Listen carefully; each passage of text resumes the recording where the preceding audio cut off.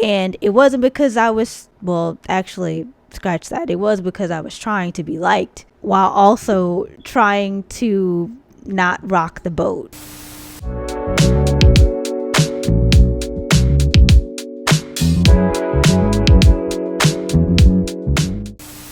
I've been thinking about this word fragile lately. Not in a body type way, or not even in a tiny or delicate physicality kind of way, but more like a vibe. Because when people talk about fragile women, they're usually not talking about size. They're talking about someone who feels safe, gentle, non-disruptive, someone who you don't have to brace for.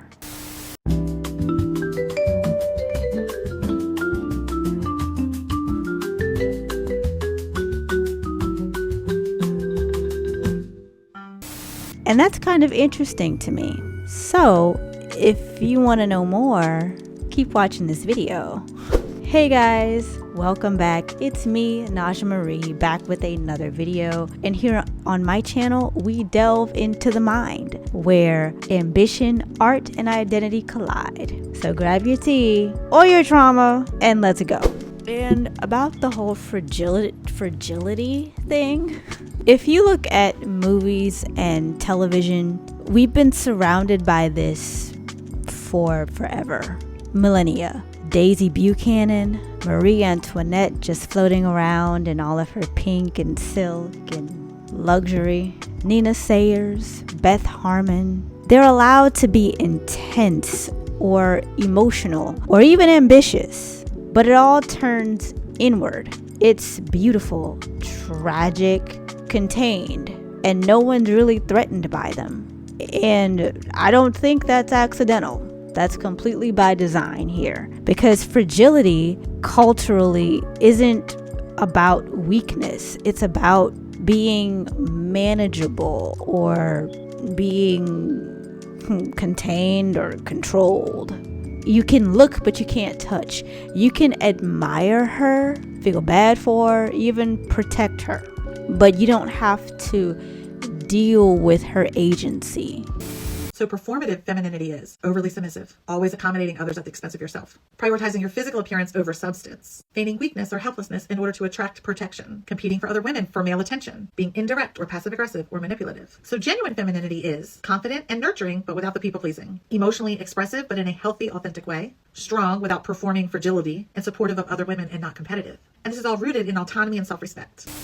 And in my opinion, I think that fragility starts early too. Fragility is tied to being good. It's tied to being sweet, easy, polite, not causing any problems for people. And you get rewarded for that. Not loudly, but consistently enough to the point where your brain starts to associate, hey, if I'm good, if I'm palatable, then I get rewarded for that. And it keeps things calm, it keeps things steady, and it keeps things stable. And it also gets you approval too. So you keep doing it because you're safe. And I'm not gonna sugarcoat it and pretend like I didn't learn that early myself. Shrinking myself wasn't something that I felt would look aesthetically pleasing. It was a practical thing. Not causing problems got me praised. I got rewarded for that. I got special treats for being the good girl, for not being the problem child. And being praised meant that things were stable, that I was safe. And it wasn't because I was, well, actually, scratch that. It was because I was trying to be liked while also trying to not rock the boat and be seen as good. And this showed up for me in one of my acting classes a couple of days ago. And my scene partner basically told me straight up, I am going to make room for you to take up space so that you can be angry, so that you can get loud, so that you can be completely and totally present and really bring that side of yourself, that angry part of yourself out. And during the scene, I felt it come up for me. And then it waned at certain points. And I could feel myself getting there. I could feel myself getting riled up, and she was poking the bear, and I felt myself get there, and I just couldn't get there. I could feel myself pulling back, not because I couldn't do it, but because I was afraid of, if I go all the way there, one, will I be able to pull myself back from that place? And then two, how are people going to perceive me? And ultimately, the hesitation in that scene wasn't about the scene at all. It was about the role. One of the worst parts about being a woman is that we were scammed out of existence through performance. And even as I'm vocalizing all this, all I'm hearing is, when you go outside, make sure you look your best. You never know who you're going to run into. You know, you're a lady. Keep it cute. Don't walk outside looking crazy. Don't matter what you got going on. If I want to roll out of bed and go to the store and get me some groceries, I'm going to fucking do it. And I get it. Look good, feel good. I get it. But it gets to a fucking point. It's some women that go to bed and they spray perfume before they go to bed and they put on their cute little pajamas. And some of us do it for us. Some of us, but some of us do it because we feel like it's an imaginary camera in the room. What we have considered to be womanly and feminine is ultimately who can put on the best performance. No, seriously though, because presenting yourself as best as you can seems to take precedence over functionality. Like, let's say I have a hair appointment tomorrow and I blow dry my hair. I could walk outside with my hair looking, feel me, but the best way they would suggest to do it, put your hair in some plaits, put your hair in something cute in between your appointment. But why would I do that when I could just walk around with my hair looking how it needs to look before my appointment? You know what I'm saying? Like, there's just so much rules to this girl shit, and I'm over it. Because when people get so used to you being calm or being gentle or easy, there's this unspoken expectation. And the moment you step outside of that role, even just a little bit, even if it's in a totally appropriate context, like you have every right to step outside of the role that you've been playing for so long, it feels risky. You just don't want to go there. It's not dangerous, but it feels very uncomfortable. And that's where the fragility thing gets weird. Because once you're seen as fragile, right, people start filling in the blanks for you. They think they know you. They think they know the kind of person you are when they think they know how you behave. They think they know what you're going to say, what you're not going to say, what you're going to do, and what you're not going to do. And when you show agency, real agency or autonomy, it throws people off.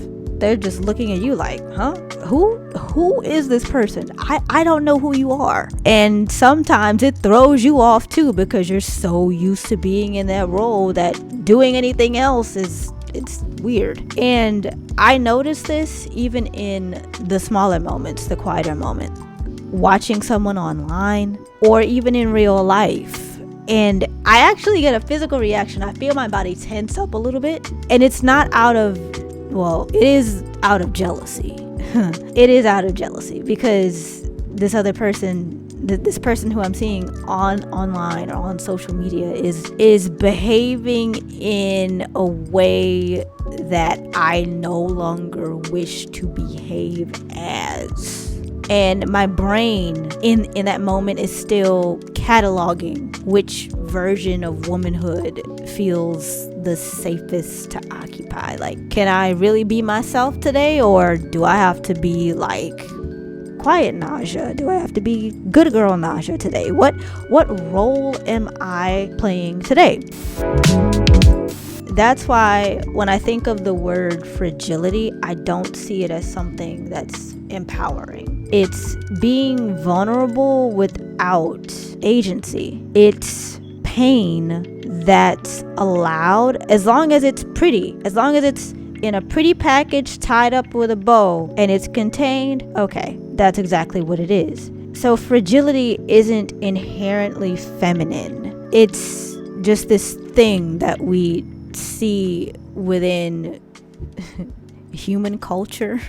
Within our culture, we see fragility as this thing. And once you notice it, you start wondering why being whole or why being yourself ever felt like too much.